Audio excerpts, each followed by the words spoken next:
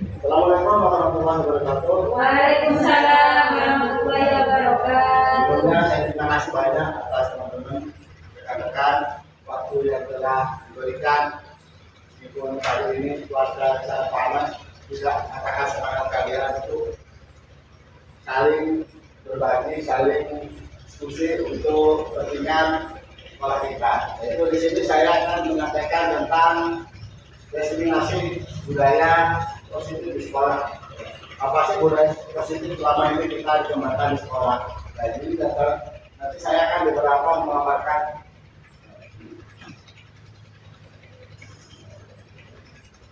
menyebabkan pemahaman dan pengalaman penerapan budaya positif. Konsep utama budaya positif adalah disiplin positif dan nilai-nilai kebajikan universal, teori motivasi, dukungan dan penghargaan, keyakinan keras, kebutuhan dasar manusia, restitusi, 5 posisi kontrol, segitiga restitusi. Itu adalah beberapa hal yang akan kita paparkan berkaitan dengan budaya positif di sekolah kita. Yang pertama, apakah makna budaya positif? Apa contoh penerapan budaya positif yang telah kita terapkan? Budaya positif di sekolah yaitu nilai-nilai dan kebiasaan-kebiasaan di sekolah yang berpihak pada peserta didik agar mereka dapat berkembang menjadi pribadi yang kritis, penuh hormat, dan bertanggung jawab. Ini adalah budaya positif. Terus perubahan paradigma. Perubahan paradigma filosofi pendidikan Ki Hajar Dewantara. Yang pertama adalah bukan tabula rasa. Semua anak terlahir dengan bakat, dengan bakatnya masing-masing atau unik. Budi pekerti, tugas guru menuntun bakat tersebut agar anak tumbuh dengan selamat dan bahagia. Guru ibarat petani, anak ibarat biji jagung. Kodrat alam dan kodrat zaman berpihak pada murid. Ini kodrat alam dan kodrat zaman kita menyesuaikan alamnya itu bagaimana, kodratnya sekarang itu bagaimana. Terus yang berkaitan dengan biji jagung, anak itu kita sama halnya dengan menanam sebuah jagung, awalnya kan biji. Bagaimana supaya tumbuh dengan baik? Sama halnya dengan anak. Bagaimana anak itu nanti lulusan dari sini menjadi anak yang baik, menjadi anak yang berprestasi. Yang pertama adalah perubahan paradigma. Untuk membangun budaya positif, sekolah perlu menyediakan lingkungan yang positif, aman, dan nyaman agar murid-murid mampu berpikir, bertindak, dan mencipta dengan merdeka, mandiri, dan bertanggung jawab. Lazimnya disiplin dikaitkan dengan kontrol dalam hal kontrol guru dalam menghadapi murid. Perubahan paradigma, teori kontrol, ilusi kontrol, kegiatan kepala tangan. Silakan berpasangan 2 orang. Tuliskan hal yang sangat berharga bagi Anda di kertas yang telah dibagikan. Letakkan di salah satu tangan Anda akan genggam benda atau sesuatu tersebut dengan segala kekuatan. Buatlah kepalan yang sangat kuat. Teman Anda akan mencoba dengan sekuat tenaga dengan berbagai cara untuk meminta Anda memberikan benda tersebut. Bisa membujuk, mengancam, menghardik, merayu, menyuap, apa saja agar dapat membuka kepala tangan Anda. Apa yang terjadi? Nah, itu nanti ilustrasi, kalian bisa ilustrasi di rumah masing-masing. Kepala kertas kamu itu nanti. Perubahan paradigma, teori kontrol, ilusi kontrol, kegiatan kepala tangan. Apakah Anda membuka kepala tangan Anda? Mengapa? Alasan Anda atau B, membuka kepala tangan Anda. B. Nomor 2, apakah Anda menutup kepala tangan Anda? Mengapa? Apa alasan Anda? Atau B, tetap menutup kepala tangan Anda. Ketiga, dalam kegiatan ini, sungguh siapa yang memegang kontrol dalam diri Anda? Perubahan paradigma, teori kontrol, ilusi kontrol, kegiatan kepala tangan. Pada dasarnya, kita tidak dapat memaksa murid untuk berbuat sesuatu jikalau murid tersebut memilih untuk tidak melakukan. walaupun tanpa ada guru sedang mengontrol perilaku murid. Hal demikian terjadi karena murid sedang mengizinkan dirinya dikontrol. Saat itu bentuk kontrol guru menjadi kebutuhan dasar yang dimiliki murid tersebut. Teori kontrol menyatakan bahwa semua perilaku memiliki tujuan, bahkan terhadap perilaku yang tidak disukai. Perubahan paradigma teori kontrol, ilusi kontrol. Berikut ini paparan dari Dr. William Glasser dalam teori kontrol teori on untuk meluruskan miskonsepsi tentang kontrol. Yang pertama adalah ilusi guru mengontrol murid. Dua, ilusi bahwa kritik yang membuat orang merasa bersalah dapat menguatkan karakter. Ilusi bahwa semua perbuatan positif, efektif, dan bermanfaat. Ilusi bahwa orang dewasa memiliki hak untuk memaksa. Apa makna disiplin? Makna disiplin, kata disiplin sering dikaitkan dengan tata tertib, teratur, dan kepatuhan pada peraturan. Kata disiplin juga sering dihubungkan dengan hukuman. Padahal itu sungguh berbeda. Karena belajar dengan disiplin tidak harus dengan memberi hukuman. Justru itu adalah salah satu alternatif terakhir dan kalau perlu tidak digunakan sama sekali. Berarti kita tidak boleh menghukuman. Ya. Soalnya di sini dilarang hukuman. Tapi kalau anak tidak dikasih hukuman, tidak akan tidak akan patuh atau patuh. Ada beberapa nanti kegiatan tentang cara memberi hukuman kepada anak. Ya, ada di antara menyatakan bahwa untuk mencapai kemerdekaan atau dalam konteks pendidikan kita saat ini dan untuk menciptakan murid yang merdeka, syarat utamanya adalah harus ada disiplin yang kuat. Disiplin yang dimaksud adalah disiplin diri yang memiliki motivasi internal. Jika kita tidak memiliki motivasi internal, maka kita memerlukan pihak lain untuk mendisiplinkan kita.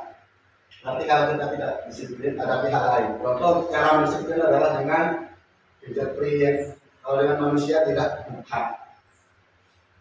Bapak pendidikan kita, Yahya Dewantara mengatakan bahwa di mana ada kemerdekaan, di situ harus ada disiplin yang kuat.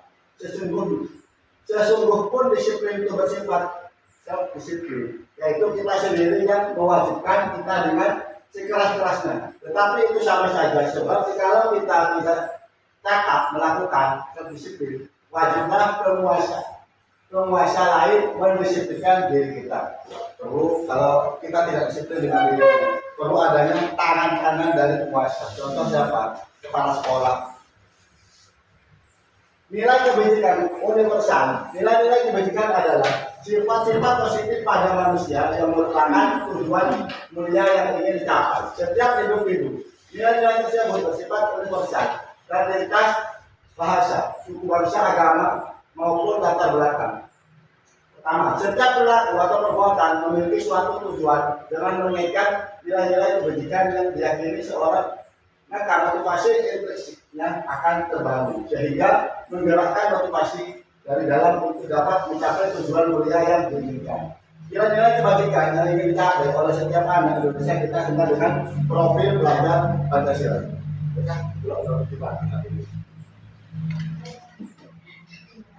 Teori motivasi perilaku untuk menghindari ketidaknyamanan hukuman. Apa yang terjadi apabila saya tidak melakukan motivasi eksternal untuk mendapatkan imbalan dari orang lain atau institusi? Apa yang akan saya dapatkan apabila saya melakukan motivasi eksternal? Untuk menghargai diri sendiri, saya akan menjadi orang yang seperti apa jika saya melakukan motivasi internal tujuan disiplin positif. Yang pertama, yang kedua itu ada maksudnya. Kalau kita tidak akan melakukan, tidak ada motivasi. Motivasi eksternal itu dari luar, ya, dari luar kita. Kalau yang bawah itu motivasi internal dari dalam diri kita sendiri. Termasuk motivasi manakah? Menurut Anda, dari ketiga jenis motivasi yang disebutkan pada pertanyaan sebelumnya, motivasi manakah yang saat ini yang paling banyak mendasari perilaku murid-murid di sekitar Anda? Kebanyakan itu motivasi eksternal. Peraturan sekolah, kesepakatan kelas, atau keyakinan kelas. keyakinan kelas atau hukuman dan penghargaan. Mengapa tidak peraturan saja? Mengapa harus keyakinan kelas? Mengapa kita memiliki peraturan harus menggunakan bila mengendari kendaraan roda dua? Mengapa kita memiliki peraturan tidak menggunakan masker, mencuci tangan dan menjaga jarak 1,5 meter?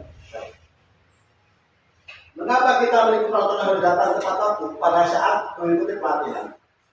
Dari semua itu, untuk mendukung motivasi intrinsik kembali ke nilai-nilai keyakinan-keyakinan lebih menggerakkan seseorang dibandingkan mengikuti serangkaian peraturan-peraturan. Banyakkan peraturan banyak yang tidak ditaati.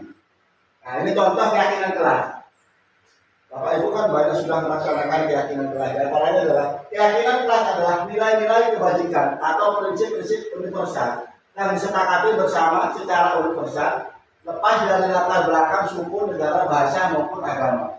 Menurut dosen 98, suatu keyakinan akan lebih memotivasi seseorang dari dalam intrinsik. Seseorang akan lebih bersemangat untuk menjalankan keyakinan daripada hanya sekedar mengikuti serangkaian peraturan. Penyusunan keyakinan kelas. Keyakinan kelas bersifat abstrak daripada peraturan yang lebih rinci dan konkret. Keyakinan kelas berupa pernyataan-pernyataan yang universal. Pernyataan keyakinan kelas senantiasa dibuat dalam bentuk positif. Keyakinan kelas hendaknya tidak terlalu banyak sehingga mudah diingat dan dipahami. Semua warga kelas sebaiknya ikut berkontribusi dalam membuat kegiatan kelas lewat surat pendapat. Bersedia meninjau kembali keyakinan kelas dari sewaktu-waktu. Perbedaan peraturan kelas dan keyakinan kelas ini. Kalau kita kan kadang tidak ada bedanya dengan peraturan atau keyakinan. Nomor 1, peraturan kelas kembalikan barang ke tempatnya. Tapi kalau kita membuat keyakinan kelas bertanggung jawab. Kalau peraturan kan kaku, terlalu memaksaan. Kalau ini kan keyakinan kelas, Anda kan punya tanggung jawab, harus bertanggung jawab. Nomor 2, dilarang mengganggu orang lain. Tapi kalau keyakinan kelas saling menghormati. Nah, kalau mengganggu Anda kan dipaksa, jangan. Tapi kalau sudah keyakinan saling menghormati, anak-anak kan tidak akan mengganggu kalau saling menghormati. Hadir di sekolah 15 menit sebelumnya, menghormati orang lain atau komitmen. Nah, bersama-sama menghormati dulu. Kalau toko samping itu, ya ini nggak teko. Ya itu kan. Tapi kalau sudah komitmen, maka akan datang dengan sendirinya. Dilarang melakukan kekerasan. Nah, kalau kan peraturan, kadang-kadang kan lebih menurut saya dilarang. Tapi kalau sudah keyakinan, keamanan, saling menghormati. Dilarang menggunakan narkoba, jaga kesehatan. Bergantian atau menunggu giliran, menghormati orang lain, berempati. Dilarang merokok, kesehatan, menghormati orang lain. Gunakan masker, kesehatan, keamanan. Berjalan di kelas dan koridor, keamanan, keselamatan. Itu adalah perbedaan antara peraturan dan keyakinan. Makanya dalam saat ini kita jarang lagi menggunakan peraturan, tapi sudah menggunakan keyakinan. Dihukum oleh penghargaan, Alfikon mengungkapkan baik penghargaan maupun hukuman adalah cara-cara mengontrol perilaku seseorang yang menghancurkan potensi untuk pembelajaran yang sesungguhnya. Dihukum oleh penghargaan, pengaruh jangka pendek dan jangka panjang. Penghargaan menghukum, penghargaan mengurangi kecepatan, penghargaan tidak efektif, penghargaan merusak hubungan, penghargaan menurunkan kualitas, penghargaan mematikan kreativitas, penghargaan mengurangi motivasi industri. Tindakan guru mencatat 100 kali dalam buku kalimat saya tidak akan terlambat lagi karena terlambat sekolah. Ini termasuk hukuman. Lari memilih lapangan yang biasanya dulu kita banyak dipakai. Kalau anak-anak kita berbuat salah. Nah, lari memilih lapangan basket 2 kali karena terlambat hadir di sekolah. Kemudian diminta untuk push up 15 kali karena tidak menggunakan masker ke sekolah. Menggantikan kertas tugas teman yang telah dicoret. Membersihkan tumpahan air di meja tulis karena tersenggol pada saat belajar. Meminta murid tidak mengenakan sepatu seharian di sekolah karena tidak menggunakan sepatu hitam. Lari menuju lapangan basket 2 kali karena terlambat 10 menit. Paragraf dicoba. Nah, itu kan banyak-banyak yang kita lakukan. Padahal seperti itu harusnya tidak boleh dilakukan. Pertama adalah tindakan dulu, mencatat 100 kali, boleh sama tadi. Kebutuhan dasar manusia yang pertama ada 5. Yang pertama adalah bertahan hidup, survival, merasa diterima, love and kebebasan, freedom, kesenangan, fun, penguasaan, power. Itu adalah kebutuhan 5 dasar manusia. Ibu Ani, guru kelas 5 di SD, bertahan sedang bingung menghadapi pula salah satu murid di kelas, yaitu Ani. Beberapa yang telah datang dan mengadukan Andi yang mesti dikali minta bekal makanan siang mereka dengan paksa. Jika Anda menghadapi situasi seperti Ibu Ani, apa yang akan Anda lakukan? Menurut Anda kira-kira apa alasan Andi melakukan hal seperti itu? Ini adalah contoh terjadi dalam konteks penerapan disiplin positif. Ibu Ani sebaiknya mencari tahu alasan Andi melakukan tindakan tersebut itu. Kadang kita langsung menghukum, tidak cari tahu kenapa Andi itu seperti itu. Apabila jawaban Andi karena lapar dan orang tuanya tidak membawakan bekal makanan, siang kebutuhan adalah apa? Apabila jawaban Andi karena sering temannya jadi perhatian dan kebutuhannya adalah. Apabila jawaban Andi adalah dia merasa hebat. Apabila bawah jawaban Andi adalah karena iseng. Kita kan harus tahu dulu kenapa anak kok bisa berbuat seperti itu. 5. Posisi kontrol, penghukum, membuat merasa bersalah, teman, pemantau, dari manajer. Itu adalah cara kita untuk menghadapi yang tadi kejadian Andi tadi. Apa kita jadi penghukum, apa kita membuat merasa bersalah, atau menjadi teman, atau menjadi pemantau, atau menjadi manajer. Posisi kontrol. Lanjut, kelihatan bisa dibaca sendiri. Nah, ini ada beberapa video contoh yang terjadi seperti Andi. Nah, bisa disaksikan ini.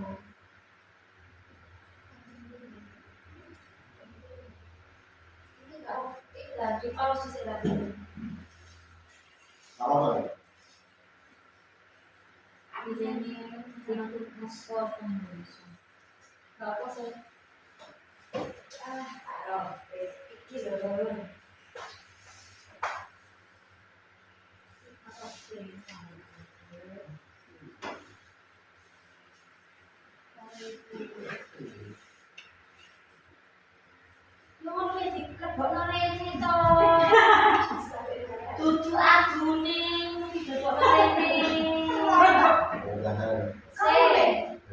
terlambat. Aku mau ada. Kasih teman Biasanya kan iya, biasanya ngeliat topengnya. Cici. Secara apa yang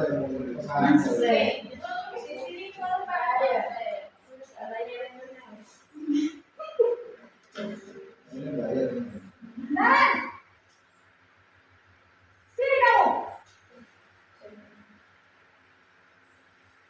Ada sama ketemu dong.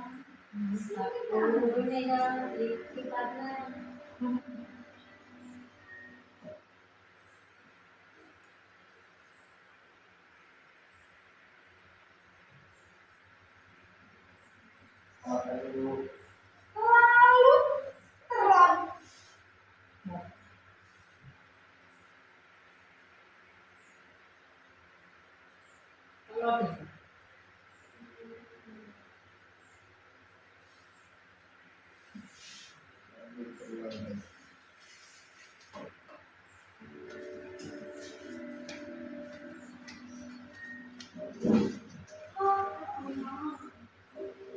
Babe tak ada.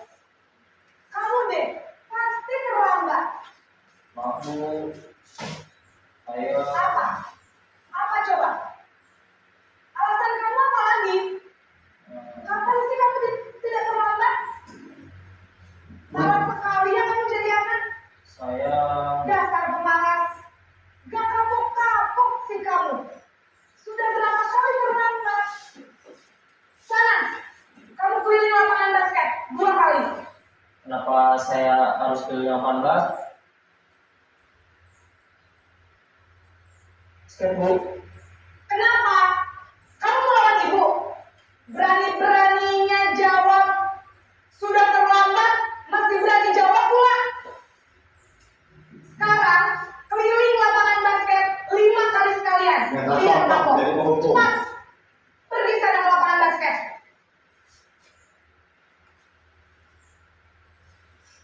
Ambil dah. Oh, tak mengerti kan. Masih ni masih. Aku lagi aku jenis jangan tas ya. Hari kok yang aku itu dipakai masuk apa?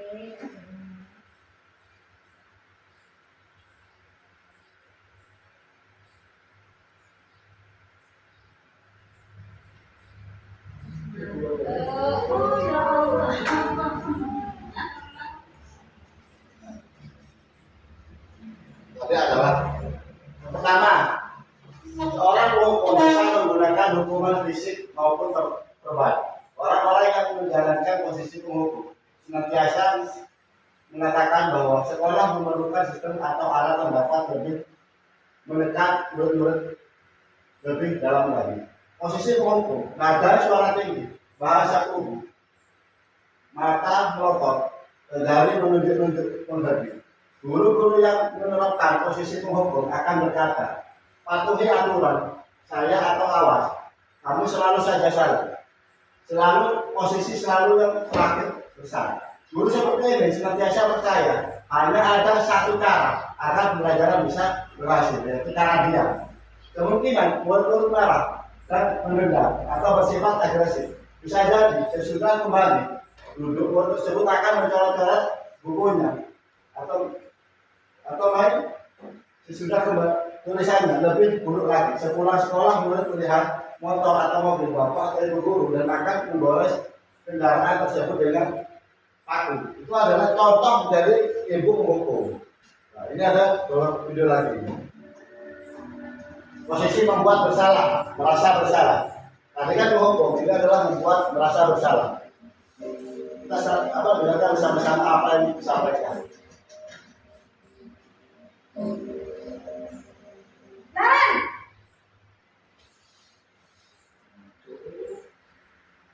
Selamat pagi Bu. Naren, kamu kenapa terlambat lagi, nak? Ya Tuhan, Naren, kamu senang ya bikin ibu susah ya? Kalau kamu terlambat lagi, nanti ibu yang ditegur bapak kepala sekolah, nak. Disangka ibu tidak bisa membina kamu. Duh, gimana ini?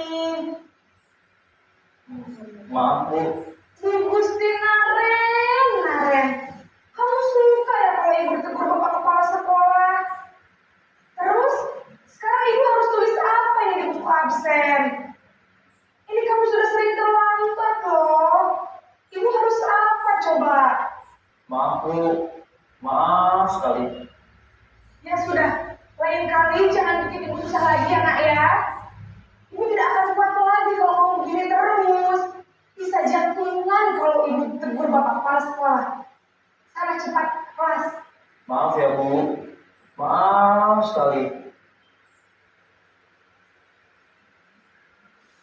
Nah, dalam posisi yang merasa bersalah. Pada posisi membuat merasa bersalah, biasanya guru akan bersuara lebih lembut. Membuat rasa bersalah akan menggunakan keheringan yang membuat orang lain merasa tidak nyaman, bersalah, atau rendah diri. Kata-kata yang keluar dengan lembut akan seperti itu, saya kecewa sekali dengan kamu. Berapa kali Bapak harus memberitahu kamu? Gimana coba kalau orang tua kamu tahu kamu berbuat begini? Di posisi ini, murid akan memiliki penilaian diri yang buruk tentang diri mereka. Murid merasa tidak berharga dan telah mengecewakan orang-orang yang disayanginya. Pembuat merasa bersalah, nada suara gemelah, lalu sedih, bahasa tubuh berapa pada anak lesu. Itu adalah posisi merasa bersalah. Nah ini posisi teman.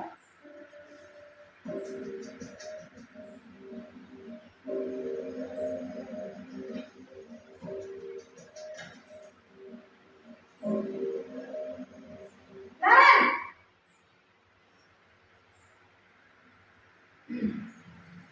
Selamat pagi Bu. wah, sudah jam berapa ini nak? Terlambat lagi ya sayang.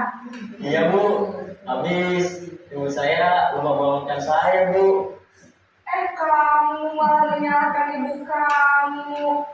Kamu bukannya anak yang larinya paling kencang. Kok terlambat sih? Iya Bu, saya memang terlambat bangun tadi. Jadi biarpun saya lari kencang, tetap gak kejar Bu. Ya sudah sana. Nanti lain kali larinya lebih kencang lagi ya. Biar gak terlambat lagi. Bikin senang ibu. Demi ibu. Bisa kan? Bisa Bu. Ya sudah sana masuk kelas. Ibu beresin urusan absen kamu. Kamu ini ada-ada saja. Ini posisi dari teman. Guru pada posisi teman tidak akan menyakiti murid, namun akan tetap berupaya mengontrol murid melalui konsultasi. Posisi teman pada guru bisa negatif atau positif. Positif di sini berupa hubungan baik yang terjalin dan humor untuk mempengaruhi seseorang. Mereka akan berkata, ayo bantulah demi bapak ya, bantulah demi bapak ya. Ayo ingat tidak bantuan bapak selama ini. Sudah kali itu tidak apa-apa, nanti ibu bantu bereskan. Hal negatif dalam posisi teman adalah bila suatu saat guru tersebut tidak membantu maka murid akan kecewa dan berkata, saya pikir bapak itu teman saya. Murid merasa dikecewakan dan tidak mau lagi berusaha. Hal lain yang mungkin timbul adalah murid hanya akan bertindak untuk guru tertentu dan tidak untuk guru lainnya. Murid akan bergantung pada guru tersebut. Teman, nada suara ramah, akrab dan bercanda, bahasa tubuh merapat pada murid, mata dan senyum dengarkan. Itu adalah posisi kita dari teman untuk siswa. Nah, posisi pemantau.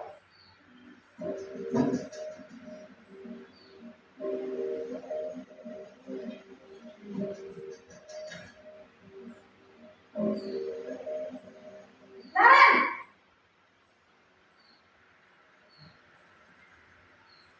Selamat pagi Bu. Naren, apa peraturan sekolah kita tentang jam berapa kita harus masuk sekolah, nak? Kita harus di sekolah jam 7 Bu. Iya betul, sekarang sudah jam 7.20. Naren sudah tahu konsekuensinya jika terlambat hadir. Paham Bu, saya harus tinggal kelas pas jam istirahat selama 20 menit. Iya benar, konsekuensinya demikian.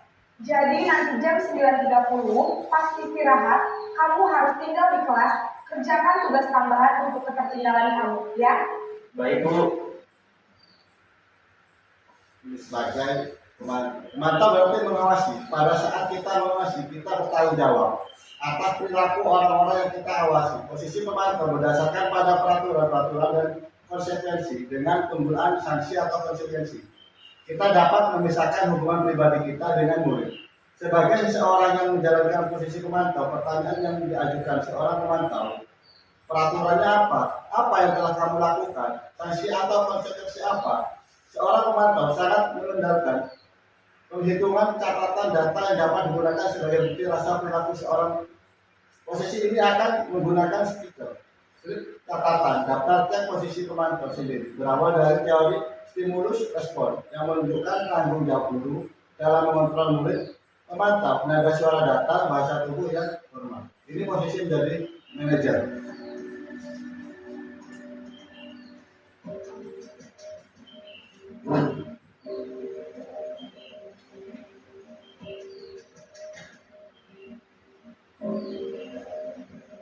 Naren,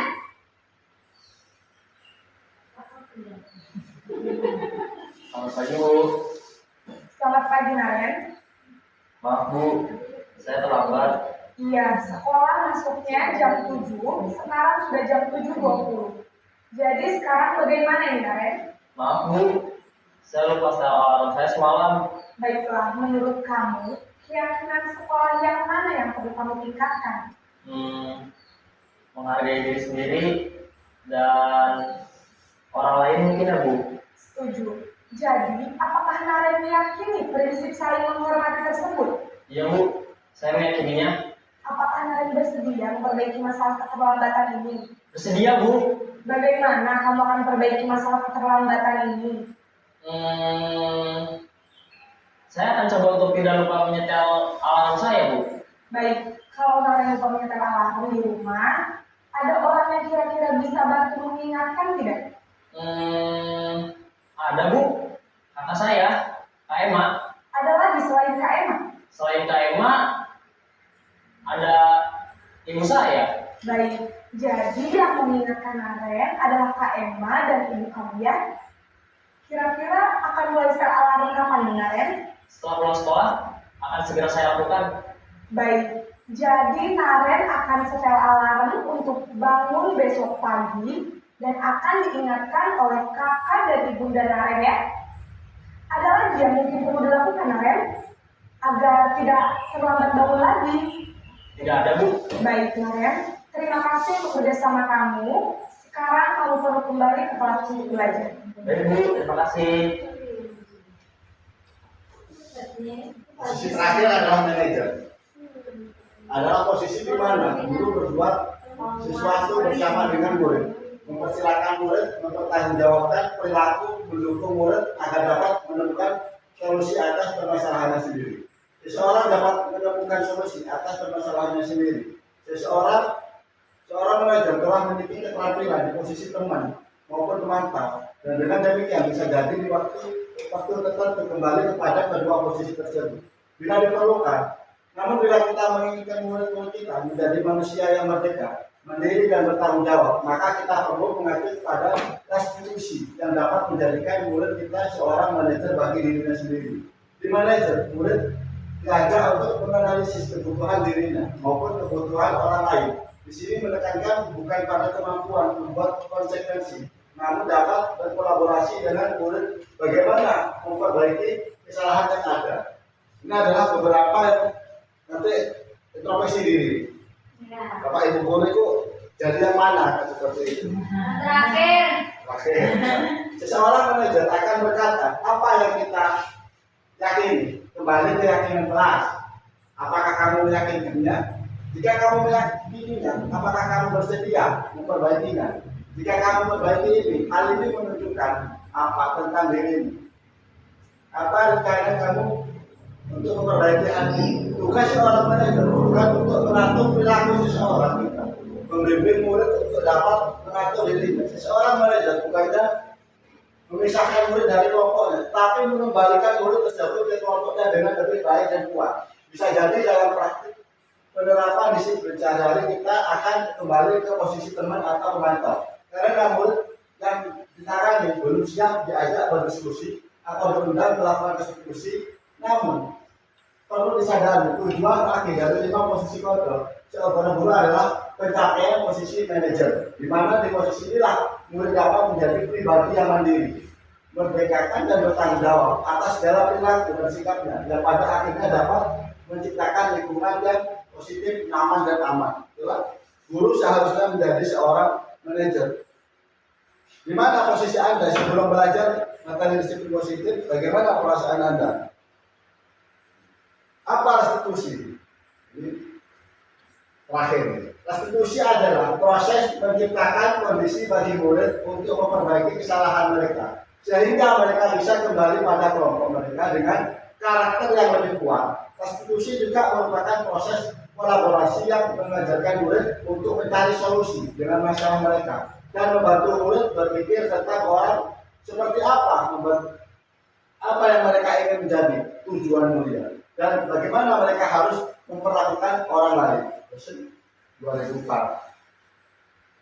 9 ciri-ciri restitusi, bukan untuk menebus kesalahan, namun untuk belajar dari kesalahan, memperbaiki hubungan, tawaran bukan paksaan, Restitusi menuntut untuk melihat ke dalam diri kita. Restitusi mencari kebutuhan dasar yang mendasari tindakan. Restitusi diri adalah cara yang paling baik untuk memperbaiki. Restitusi fokus pada karakter bukan tindakan.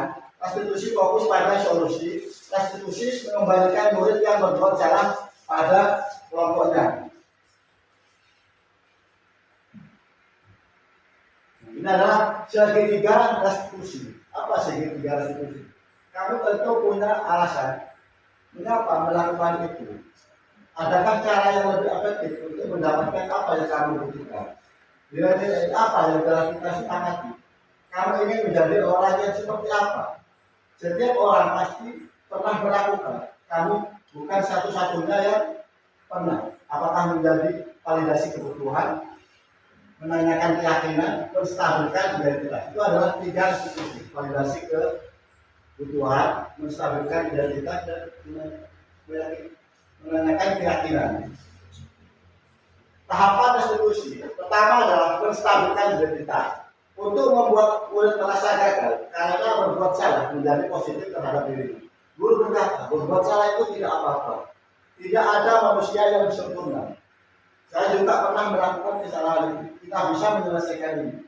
Bapak atau Ibu tidak tertarik mencari siapa yang salah, tapi Bapak Ibu ingin mencari solusi dari permasalahan ini. Kamu berhak merasa begitu. Apakah kamu sedang menjadi teman yang baik buat diri kamu sendiri? Menstabilkan identitas. Yang kedua, validasi tindakan. Membantu murid menggali kebutuhan, mengenali kebutuhan yang ingin dipenuhi ketika melakukan kesalahan itu. Pada dasarnya, setiap tindakan manusia tujuannya adalah memenuhi kebutuhan dasar. Apakah itu penguasaan, kebebasan bisa diterima dan bertahan hidup? Guru berkata, kamu bisa saja akan melakukan hal yang lebih buruk, tapi kamu tidak melakukannya. Kamu pasti punya alasan mengapa melakukan itu. Kamu pasti bangga pada diri kamu sendiri. Karena kamu telah melindungi sesuatu yang penting buatmu. Kamu boleh mempertahankan sikap itu, tapi kamu harus menambahkan sikap yang baru. Itu kalau kita validasi tindakan yang salah. Dan terakhir adalah tahapan restitusi. 3. Menanyakan keyakinan. Murid melihat kesalahannya dihubungkan dengan nilai-nilai kebajikan yang diyakini menyadari manusia berinteraksi dengan orang lain. Guru berkata, apa yang kita percaya sebagai kelas atau keluarga? Apa nilai-nilai umum yang telah kita sepakati? Apa bayangan kita tentang kelas yang ideal? Kamu mau jadi orang yang seperti apa? Itu adalah tahapan 3 tahapan restitusi.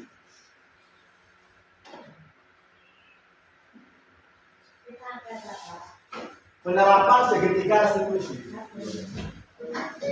Iya ya.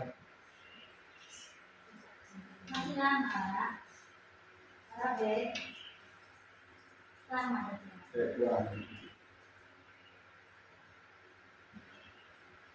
Segitiga restitusi. Tiga sekolah.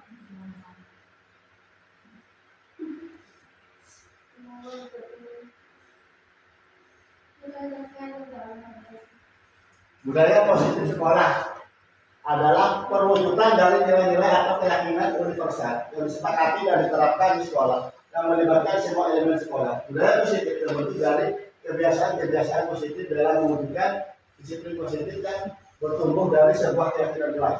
Budaya positif, lingkungan positif, keyakinan kelas, peraturan kelas, penerapan budaya positif. Terima kasih, itulah pemaparan saya, kurang lebihnya. Saya mohon maaf, mungkin ada pertanyaan. Pas. Alhamdulillah berarti sudah sudah rencana semua. Nanti kedepannya kita berusaha untuk menjadi pendidik atau menjadi manajer yang baik untuk anak-anak kita menerapkan disiplin positif. Itu saya terima kasih. Assalamualaikum warahmatullahi wabarakatuh. Waalaikumsalam. Foto layar kantor. Foto Pak. Ini kan